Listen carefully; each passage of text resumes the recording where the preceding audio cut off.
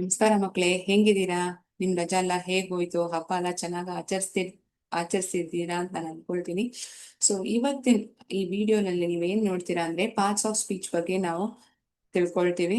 ಅದನ್ನ quick introduction ಇದನ್ನ ನಾವು ನೋಡೋದು. ಅದನ್ನ ಡೀಟೇಲ್ಡ್ ಆಗಿ ನೋಡೋಕ್ ಮುಂಚೆ ಒಂದು ಸಣ್ಣ ಪುಟ್ಟ thought. Success starts with self belief. ನಮ್ಮಲ್ಲಿ ನಮ್ಗೆ ನಂಬಿಕೆ ಇದ್ರೆ ಮಾತ್ರ ಸಕ್ಸಸ್ ಅನ್ನೋದನ್ನು ನಮ್ಮನ್ನು ಹುಡುಕ್ ಬರೋದು ಅಲ್ವಾ? For anything that we have to achieve, we need to have self belief. ನಮ್ಮನ್ನ ನಾವೇ ನಂಬೇಕು. ಬೇರೆಯವ್ರು ಎಷ್ಟು ಜನ ಏನೇ ಹೇಳಿದ್ರು ನಮ್ಮ ಮೇಲೆ ನಮ್ಗೆ ನಂಬಿಕೆ ಇಲ್ಲ ಅಂದ್ರೆ ಆ ಒಂದು ಕೆಲಸವಾದದ್ದು ನಡೆಯೋದಿಲ್ಲ. So have self belief in you, definitely success is in your way. ಇದೇನಿದು? ಇನ್ನು ಒಂದು 8 ಡಯಾಗ್ರಾಮ್ ಇದೆ, ಮತ್ತೆ ಒಂದು ಗಾಡಿ ಓಡಿಸೋ ತರ ಇದೆ. ಹೇಗೆ ನಾವು ಒಂದು ಲೈಸೆನ್ಸ್ ತಗೊಬೇಕಂದ್ರೆ ಆ ಗಾಡಿನ ಕಾರ್ನ 8 ಈ ಡೈರೆಕ್ಷನ್ ಅಲ್ಲಿ ಓಡಿಸಿ ತೋರಿಸಿದ್ರೆ in a proper manner will definitely get licence ಅಲ್ವಾ?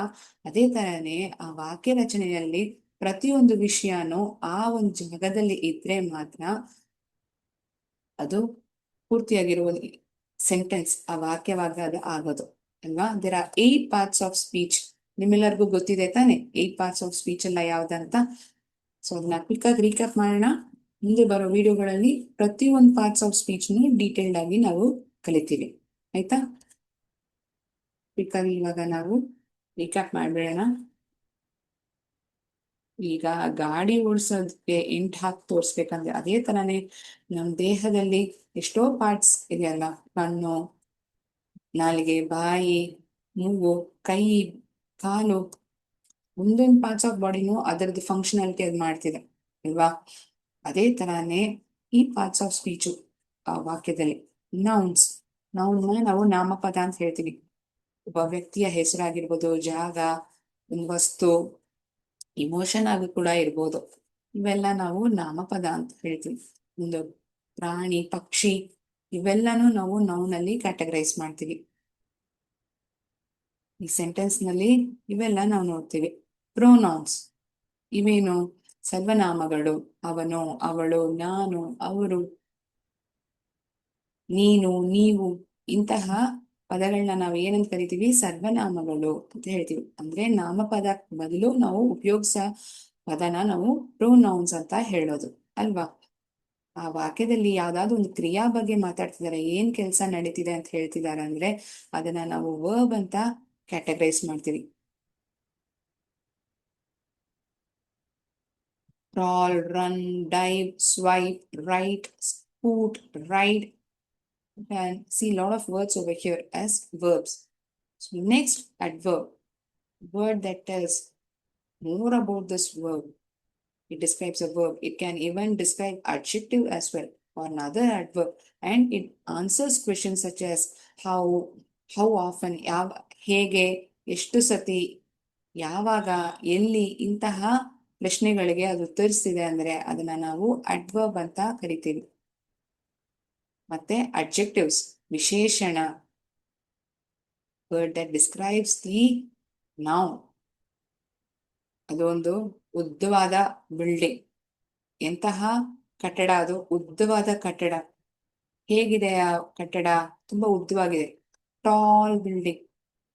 ಬಿಲ್ಡಿಂಗ್ ಮಾತ್ರ ಹೇಳಲಿಲ್ಲ, ಉದ್ದವಾದ ಕಟ್ಟಡ ಅಂತ ಹೇಳ್ತೀವಿ. ಆ ಉದ್ದವಾದ ಅನ್ನೋ ಪದನ ನಾವಿಲ್ಲಿ ಅಡ್ಜೆಕ್ಟಿವ್ ಅಂತ ಹೇಳೋದು ಅಲ್ವಾ? So it is also part of speech. Preposition, ಪೂರ್ವಭಾವಿ ಅಂತ ಕನ್ನಡದಲ್ಲಿ ಹೇಳೋದು. ಆ ವಸ್ತುವಾದದ್ದು ಎಲ್ಲಿದೆ? ಮೇಲ್ಗಡೆ, ಕೆಳಗಡೆ, ಬಲ್ಗಡೆ, ಈ ಕಡೆ, ಆ ಕಡೆ. ಇದನ್ನ ಡಿಸ್ಕ್ರೈಬ್ ಮಾಡೋದಕ್ಕೆ ಉಪಯೋಗಿಸ್ತಿದೀವಿ ಅಂದ್ರೆ ಅದನ್ನ ನಾವು ಪ್ರೆಪೋಸಿಷನ್ ಅಂತ ಹೇಳ್ತೀವಿ. ಕಂಜಂಕ್ಷನ್, 2 ವಾಕ್ಯಗಳನ್ನ ಒಂದು ಸೇರಿಸೋದಿಕ್ಕೆ ಬಳಸೋ ಪದ ಕಂಜಂಕ್ಷನ್ ಅಂತ ಹೇಳೋದು. ಇಂತಹ ವರ್ಡ್ಸ್ ನಾವು ಸಾಮಾನ್ಯವಾಗಿ ಬಳಸ್ತೀವಿ. And, but. ಈ ಕಂಜಂಕ್ಷನ್ ಅಲ್ಲೇ ವೇರಿಯಸ್ ಟೈಪ್ಸ್ ಇದೆ.